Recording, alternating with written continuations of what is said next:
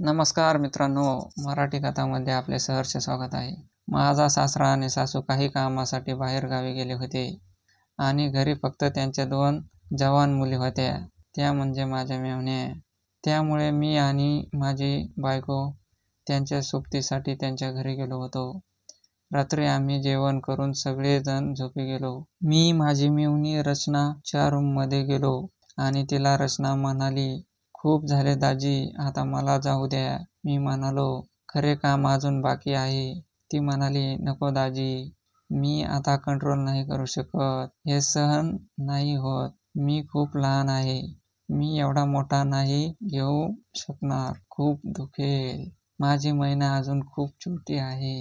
मी ज्याच्याशी लग्न करणार आहे तो मला स्वीकार नाही करणार. देव जेव्हा देतो तेव्हा छत फाडून देतो. हे चुकीचे नाही, कारण देवाने मला 3 साल्या दिल्या आहेत आणि त्याही रागिनी, अर्चना आणि रचना या सर्व बहिणींमध्ये एकापेक्षा एक सुंदर. सर्वात सुंदर आहे त्या दोघींचे लग्न आधी झाले आहे. आता उरल्या 2, अर्चना आणि रचना. मी लग्नाआधी एकाही मुलीला हात लावला नव्हता आणि लग्नानंतर पावसाळ्यातल्या वसंतासारखं झालं होतं. भरभरून आलेले होते. आता मी तुम्हाला माझी गोष्ट सांगतो, जी काही महिन्यापूर्वी घडलेली होती. मागच्या कथेत भेटल्याप्रमाणे एके दिवशी रागिनी तिच्या आईशी फोनवर बोलत होती आणि तिची आई म्हणाली की त्याच्या नात्यात एक महत्त्वाचं लग्न आहे, पण घरी कोणी नाही आणि आजकाल शहरात चोरीच्या घटना खूप होतात. म्हणून मी आता विचार करत आहे की जावं की नाही. रागिनीने आईला विचारले, "लग्न कधी आहे?" तर तिने सांगितले की या रविवारी 4 दिवसांनी. रागिनी म्हणाली, "आई, त्या शनिवारी आणि रविवारी 2 दिवस सुट्टी आहे. आम्ही येऊ." तिची आई म्हणाली की तुम्ही कशाला, मला त्रास होईल. रागिनी म्हणाली, "काही हरकत नाही आई." आई येऊ आणि फोन ठेवला. मग मी रागिनीला म्हणालो की मी 2 दिवस मुंबईवरून नगरला जाऊन खूप थकेल आणि परत येईन, तेव्हा अजून 2 दिवस सुट्टी घ्यावी लागेल. लग्न रविवारी आहे, ते मंगळवार पर्यंत येऊ शकतील म्हणाले. ठीक आहे. शुक्रवारी रात्री 11 वाजता आम्ही नगरला पोहोचलो. सर्व आटोपल्यावर मी टीव्ही बघत बसलो होतो आणि तिथूनही तिच्या खोलीत झोपायला गेल्या तेव्हा मोबाईल चालू असल्याचे जाणवले. 2 वाजायच्या सुमारास मी गुपचूप त्या दरवाजाकडे गेलो. मी हळूहळू दरवाजा उघडला आणि आत पाहिलं. रचना, माझी लहान साली, तिची पाठ माझ्याकडे होती आणि व्हिडिओ क्लिप पाहत होती. मी हळूच आत शिरलो आणि तिच्याकडे बघू लागलो. मला दिसले की रचनाने तिच्या पायमाखाली केला होता. तिच्या हाताने तिच्या मैनाला घोळत होती आणि कधी कधी तिच्या एका हाताने तिचं दाबत आहे. हे सगळं बघून मला असा चान्स भेटला की बास झाला, कारण मी हळूहळू तिच्या मागे जाऊन उभा राहिलो. मी मागून तिचे चाळे बघत होतो. तिचे अचानक सावली बघितली आणि ती घाबरली. माझ्याकडे बघून ती खूप घाबरली. तिला कसे रिॲक्ट करावे तेच समजत नव्हते. तिने डोळे खाली केले आणि दोन्ही हातांनी तिची मैना झाकली. मी म्हणालो, "रचना, तू म्हणत होतीस की तुला झोप येत आहे, चित्रपट पाहू नकोस, म्हणून तुला हा चित्रपट पाहावा लागला. ठीक आहे, मला पण दाखव. तू कोणता चित्रपट पाहतेस ते पाहू दे." रचना हळूच म्हणाली, "माफ करा दाजी, मला माफ करा. मी आता नाही बघणार." "नाही." त्याच वेळी तिने पायजमा वर घेतला. मी म्हणालो, "मी नकार देत नाही." "बघ." रचना म्हणाली, "माफ करा दाजी, मी आता नाही बघणार. प्लीज हे बाबांना, आईला किंवा बहिणीला सांगू नका." मी म्हणालो, "ठीक आहे, सांगणार नाही." यावर रत्ना म्हणाली, "धन्यवाद दाजी. असं होणार नाही." आणि जीभ फिरवत म्हणालो, "काहीतरी करायला हवं." रत्नाला समजले होते, पण तरीही मी तिला विचारले, "त्या व्हिडिओ क्लिपमध्ये तू जे काही पाहत होती ते केले आहे का?" ती म्हणाली, "नाही दाजी, अजिबात नाही." मी म्हणालो, "तुला मज्जा येईल, करून बघ एकदा." सरळ बोललो. ती, "लग्नाआधी मी हे सर्व करणार नाही." मी म्हणालो की मग लग्नाआधी तू हे सर्व का करत होतीस? मग तू मैना का घासत होतीस? मग कडक आवाजात मी म्हणालो, "काहीही नाही, एक काम कर, मी तुला शिकवतो कसं करायचे." ती, "नाही, दाजी, मी तिला थोडं तयार करून म्हटलं, ठीक आहे, वरूनच दे. मी म्हणालो, मला एक करू दे. आणि वरून ती म्हणाली, भाऊजी प्लीज, मी हे नाही करू शकणार असे तिला वाटले. मी वर करेल, सोडेल मान्य करत म्हणाली, ठीक आहे, लवकर करा. मी तिला संगणकाजवळ उभा राहायला सांगितलं, कारण मला माझ्यासोबत व्हिडिओ बनवता येईल. मी तिला माझ्याजवळ घेतले आणि खाली तिचा हात फिरवण्यासाठी सुरुवात केली, तर तिने माझा हात थांबवण्यास प्रयत्न करू लागली. पण माझा हात तिच्या मैनाजवळ येताच मला जाणवले की तिच्या मैनावर हलकेसे आहेत आणि ओली झाली असेल. ती व्हिडिओ पाहत होती तेव्हा तिने माझे सोडले आणि रागाने म्हणाली, तुझा हात बाहेर काढ, पुरे झाले. मी म्हणालो, अजून नाही. मी म्हणालो, निदान मला तुझ्या दूध तरी पिऊ दे. मी म्हणाली, सोडा, मला जाऊ द्या. ती मला धक्का देऊन निघून गेली. काही वेळाने ती खाली गेली आणि मी कपड्यांच्या मध्ये ठेवलेला कॅमेरा बाहेर काढला आणि पाहिले की गेल्या 2 तासात जे काही घडले होते त्यात सर्व काही रेकॉर्ड झाले होते. आणि आता मी रत्नाला जाळ्यात अडकवण्याचा विचार करू लागलो. ती पण एक कुवारी मुलगी. वाव. मी तिचा संगणक चालू केला, रेकॉर्डिंग सेव्ह करून खाली आलो. रत्ना अजूनही झोपली नव्हती आणि तिचे लक्ष दुसरीकडे होते. दाजी आणि साली दृष्टिकोन पूर्णपणे बदलला होता. मी तिच्याजवळ जात म्हणालो, बरं, मला सगळ्यांना सांगावं लागेल.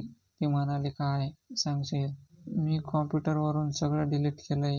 रत्ना म्हणाली, मी काय केलंय ते कोणी पाहिलं आहे? समजा उलट मीच तुम्हाला दोष देईल. मी म्हणालो, याचा अर्थ तू रात्रीचं पाहिलेलं दूध पाजणार नाहीस आणि तिने काही केलंच नाही असे म्हणून ती तिथेच उभी राहिली आणि मी खिशातून कॅमेरा काढला आणि म्हणालो, बरं, हा घे, त्या खोलीत काय झाले ते पहा. ते डिलीट केलेच नाही, सर्व काही सेव्ह केले आहे. तिने कॅमेरा घेतला आणि 2 मिनिटात रचना म्हणाली, दाजी, तुम्ही खूप घाणेरडे आहात. मला असे वाटले नाही. आणि संध्याकाळी मी जेवण करत होतो. ऋतूने रचनाला स्वयंपाकघरातून सांगितले की दाजीला पाणी दे, तर ती मला पाणी द्यायला आली होती. मी तिचा हात धरला आणि म्हणालो की आज पाणी पुरणार नाही, तर आज आपण दूध पिऊया. तिने हात सोडला आणि निघू लागली. मग मी म्हणालो की आज तुझ्या बहिणीला सांग, मी बाहेर झोपते दुसऱ्या खोलीत, आणि जर तुला इथेच झोपायचे असेल तर मी इथेही दूध पिईल. रात्री जेव्हा रागिनी झोपायला तयार होऊ लागली तेव्हा रचना तिच्या जवळ आली आणि म्हणाली, ताई, मी दुसऱ्या खोलीत झोपेन. मला थोडा अभ्यास करायचा आहे. रात्री रागिनी झोपायला गेली आणि मी पण झोपायचे नाटक करू लागलो. रागिनी झोपी गेल्यावर मी हळूच तिथून उठलो आणि रत्नाला हळूच हाक मारली आणि ती झोपेचे नाटक करत होती. मी तिला माझ्या कुशीत घेऊन वरच्या खोलीकडे जाऊ लागलो आणि तिने डोळे उघडले आणि रडत म्हणाली, जिजू, कृपया मला सोडा. मी म्हणालो, मी तुला त्रास देणार नाही, फक्त माझी एवढे मनाची थोडी काळजी घे. मी तिला वरच्या खोलीत घेऊन आलो आणि रचना म्हणाली, दाजी, मी अजून असे काही केलेले नाही. मी अजून कुवारी आहे आणि तिला तिच्या म्हणण्याप्रमाणे घेण्याचे नव्हते. म्हणून मी तिला म्हणालो, मारणार नाही, बाकी सर्व काही करेन, पण तुला हे सर्व नाटक सोडून मला साथ द्यावी लागेल. ती म्हणाली, ठीक आहे. आता तिने फक्त होती ती लाजाळूपणामुळे डोळ्याशी संपर्क साधू शकत नव्हती. मी तिला माझ्या कुटीत घेतले आणि रचनाने तिचे डोळे बंद केले. तितक्यात तिने तिच्या दोन्ही हातांनी तिचा चेहरा पण मला तिला बघायचे होते. मी तिचे दोन्ही हात तिच्या चेहऱ्यावरून काढले, पण तिने तिचा चेहरा दुसरीकडे वळवला. रत्नाला म्हणालो, ओह रत्ना डार्लिंग, तू खूप छान आहे. रत्नाचा श्वास वेगळाच होत चालला होता. मला वाटले की आता तिला मज्जा येईल असे आवाज काढत राहिली. आता मी तिच्या पोहण्याजवळ आलो आणि तिला धरले आणि मी तिला गुणन धरले. चिऊवर खूप लहान मऊ रेशमी केस होते, पण मी व्यक्त करत नव्हती आणि ती घाबरली आणि तिला काहीतरी म्हणायचे होते. तिथे पण तिला लगेच समजले. तिला वाटले रत्नच लावला की काय, इतकी भीती का वाटत होती. मला खूप आश्चर्य वाटले. कधी कधी ती आनंदाने माझे डोके घट्ट धरून ठेवायची आणि मी रत्नाला विचारले ही मजा करत आहे का? आणि तिने माझ्याकडे पाहून हसली. पण तरीही ती म्हणाली, हो दाजीसं, मला खूप मजा येत आहे. तिच्या आवाजात सर्व आले होते. मला खूप आनंद झाला. जणू काही मी खूप मोठी लढाई जिंकली आहे. रत्ना म्हणाली, खूप झाले आता, मला जाऊ द्या. मी म्हणालो, खरे काम अजून बाकी आहे. ती म्हणाले, नको दाजी, मी आता कंट्रोल नाही करू शकत. हे सहन नाही होत. मी खूप लहान आहे. मी एवढा मोठा नाही घेऊ शकणार. खूप दुखेल. माझी मैना अजून खूप छोटी आहे. त्याच्याशी लग्न करणार आहे. तो मला स्वीकारणार नाही. आता समजले की ती मला हे का करू देत नाही, हे करण्यास साथ का देत नाही आहे. मी तिला विचारले की कोणी सांगितले. म्हणाली, भाऊजी मला वचन दे. मी म्हणालो, वचन रत्ना. ती हळूच म्हणाली, दाजी तुमचे माझ्या हातापेक्षा पण ठोकर आहे. मी म्हटले, तुला हे आवडेल का मग करायला? तिचे नाजूक जीव माझ्या रत्नाला प्रेमाने जाऊ देणार नाही हे मला माहीत होते. त्यामुळे एक हलका प्रहार केला. त्यामुळे रत्न रस्ता बनवत पुढे जात होता. मी खूप वेळा मोकळी होण्याचा प्रयत्न करत राहिली, पण मी तिला असेच धरून ठेवले. 3-4 मिनिटे मी खाली पाहिले. मी अर्धवट रस्त्यात गेले होते आणि त्यातून बाहेर आले होते. तिची जीव सडली होती. तिची काळी कळी फुलली होती. मी तिच्या तोंडावर हात ठेवला आणि तिचे शरीर घामाने भिजलेले होते. तिला खूप त्रास होत होता.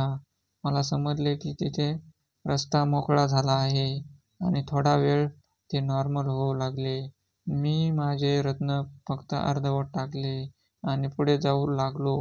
जेव्हा मी पाहिले की ती आता थोडी नॉर्मल झाली आहे, मी पुन्हा आणखी एक प्रहार दिला आणि पूर्णतः रस्ता मोकळा केला.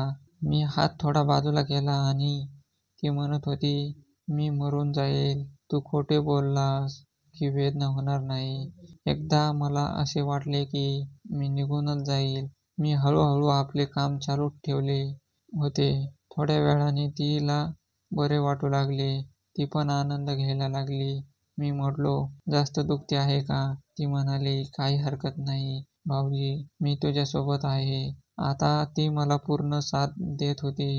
मी माझी स्पीड वाढवली. काही वेळाने तिने मला ठेवले होते. मी तसंच तिच्या पळून राहिलो होतो आणि ती माझी काळजी घेत होती आणि कधी कधी मला देखील होती. तिला विचारले की तिला रत्ना कशी वाटली, आवडली का? ती म्हणाली, दाजी, तो एक स्वर्गीय अनुभव होता. मी का घाबरले होते माहीत नाही. माझ्या मैत्रिणीने मला चुकीचे सांगितले होते. यात माझा काय दोष? मी म्हणालो, हो रचना, ते यात तुमचा दोष नाही. त्यावेळी मी तिला आणखी 3 वेळा तिने मला खूप त्रास दिला, पण मी पण तिच्यासाठी तिचा तो दरवाजा उघडला. आम्ही 4 पर्यंत उठलो आणि त्यानंतर मी म्हणालो, चला खाली जाऊया. ती म्हणाली, चला जाऊया आणि खाली चालायला लागलो. पण रत्नाला चालताना थोडा त्रास होत होता. 3 वेळा धावल्यामुळे तिला खूप जखम झाली होती. मी तिला माझ्या हातात उचलून खाली नेले. तिने माझ्याकडे पाहून हसून आणि दाजी म्हणाली, तुझ्यावर प्रेम करतो आणि आम्ही आमच्या खवलीत येऊन झोपतो. 3 दिवस मी तिला रीतापासून लपवून ठेवले आणि जेव्हा जेव्हा मला संधी मिळाली तेव्हा आणि 3 दिवसांनी जेव्हा सासू सासरे परत आले तेव्हा आम्ही मुंबईला परतलो. अशाच नवनवीन कथासाठी मराठी कथाला सबस्क्राईब करा आणि लाईक आणि शेअर करण्यास विसरू नका. आणि भेटूया पुढच्या व्हिडिओमध्ये.